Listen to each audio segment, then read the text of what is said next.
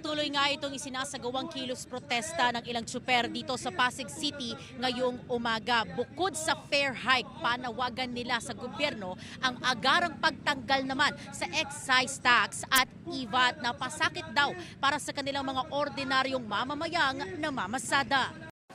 Masama ang loob ng jeepney driver na si Marvin dahil sa aniyay kakulangan ng suporta mula sa gobyerno para sa mga katulad niyang tsuper. Bukod daw sa walang tigil na pagtaas ng presyo ng langis, ang gobyerno pinaasa lang daw sila sa aprobadong fare hike na ipatutupad sana ngayong araw. Sa pagbiyahe raw niya mula alas 4 ng madaling araw hanggang alas 9 ng gabi, aabot na lang sa 200 piso ang nauuwi niyang kita para sa pamilya. Nagkukumahog na raw siya kung paano bubuhayin ang kanyang pamilya lalo't may 3 anak at 4 na pamangkin pa raw siyang pinapaaral. Isa si Marvin sa mga tsuper na umaalma ngayon dahil sa hirap na kanilang dinaranas.